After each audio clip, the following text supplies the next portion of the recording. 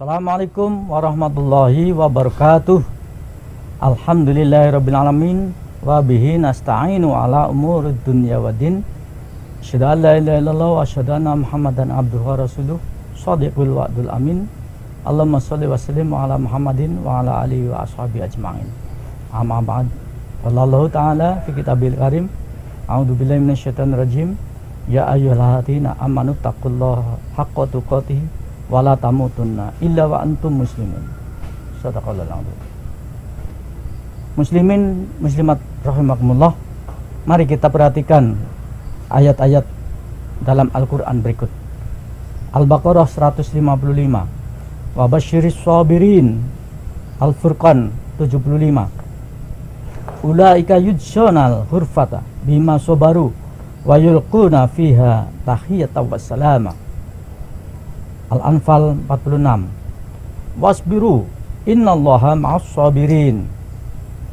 Ayat-ayat tersebut jelas memberikan berita gembira kepada orang-orang yang sabar, bahwa bagi orang yang sabar ada hal-hal yang menggembirakan, ada balasan tempat-tempat yang baik, yang indah, penghormatan dan juga pendampingan dari Allah Subhanahu wa taala. Namun demikian, masih ada orang-orang yang sepertinya tidak percaya terhadap hal tersebut. Kenyataannya mereka ketika ditimpa musibah mengatakan, sabar itu ada batasnya. Sudah habis kesabaranku. Kalau begitu, orang-orang yang tidak mau bersabar ini perlu belajar dari beberapa kisah dari para sahabat dan juga para nabi. Ambil contoh, misalnya Bilal bin Rabah radhiyallahu anhu, yang mendapatkan siksaan ditindih batu besar di padang pasir yang panas oleh majikannya karena teguh mempertahankan akidah Islam. Keluarga Ammar bin Yasir mendapatkan siksaan yang luar biasa di luar batas kemanusiaan, sampai ibundanya Sumayyah mati syahid karena siksaan tersebut. Beliau gugur sebagai muslimah pertama yang syahid di jalan Allah. Sa'ad bin Abi Waqqas radhiyallahu anhu dipaksa meninggalkan Islam oleh ibunya. Dia mengancam akan mogok makan, mogok minum, mogok bicara dengan Sa'ad. Demikian dilakukan sampai ibunya wafat. Namun Sa'ad tetap pada pendiriannya. Muslimin muslimat rahimakumullah, saat ini kita sedang menghadapi ujian yang besar dan berat. Bahkan pemerintah sudah menyatakan hujan ini sebagai bencana nasional, yang artinya sudah mencakup seluruh wilayah Republik Indonesia. Hujan itu adalah Corona Virus Disease 19. Hujan ini menguji kita sampai sejauh mana kesabaran kita dalam menghadapi kasus ini.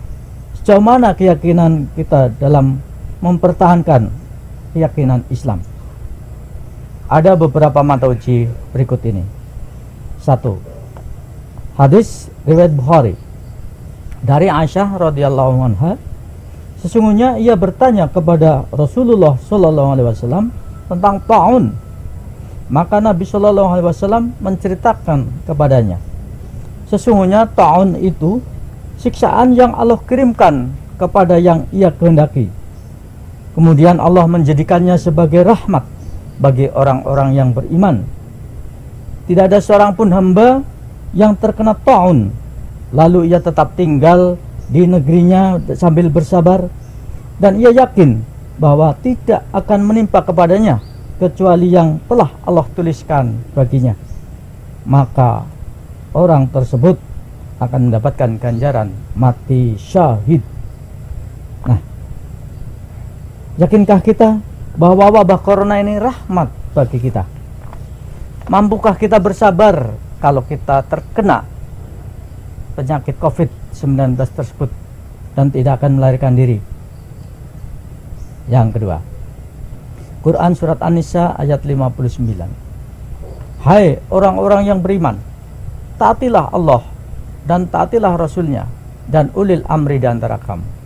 Dan jika kamu berlainan pendapat tentang sesuatu, maka kembalikanlah ia kepada Allah Al-Quran dan Rasul as-Sunnah, jika kamu benar-benar beriman kepada Allah dan hari kemudian. Atas ayat ini, sudahkah kita patuh kepada keputusan pemerintah sebagai ulil amri dalam mengatasi masalah corona ini? Sudahkah kita jalankan anjuran-anjurannya untuk menghentikan wabah corona ini? 3. Hadis riwayat Bukhari dan Muslim. Rasulullah SAW bersabda, jika kalian mendengar tentang wabah-wabah di suatu negeri, maka janganlah kalian memasukinya. Tetapi jika terjadi wabah di suatu tempat kalian berada, maka janganlah kalian meninggalkan tempat itu.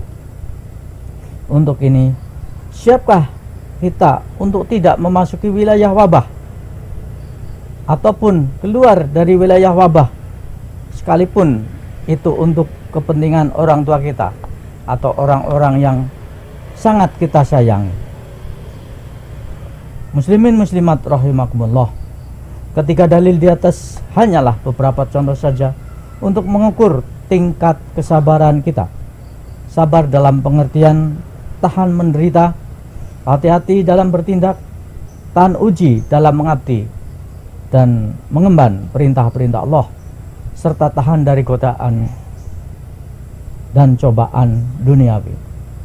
Dengan demikian, wabah taun corona hendaknya bisa menjadikan kita berkualitas kesabarannya, sebagaimana termaktub dalam kitab Nasoihul Ibad karya Imam Nawawi Al-Bantani. Mencakup 1. Sabar menghadapi kesusahan. 2. Orang yang sabar sebenarnya adalah orang yang paling bahagia. 3. Sabar merupakan tandanya iman. 4. Sabar atas penganiayaan orang lain. Inilah yang bisa saya sampaikan. Semoga bermanfaat. Semoga kita menjadi orang yang penuh dengan kesabaran. Mengakhiri kultum ini, saya bacakan sebuah ayat untuk menguatkan jiwa kita, yaitu surat An-Nahl 127. Wasbir wa ma sabruka illa billah wa la tahzan alaihim wa la taku fi dhaiqin mimma yamkurun.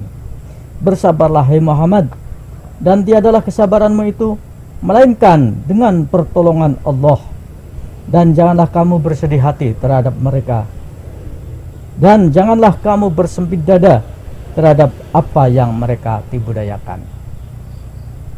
Nasrun minallah, fathun qarib, wa basyiril mu'minin. Assalamualaikum warahmatullahi wabarakatuh.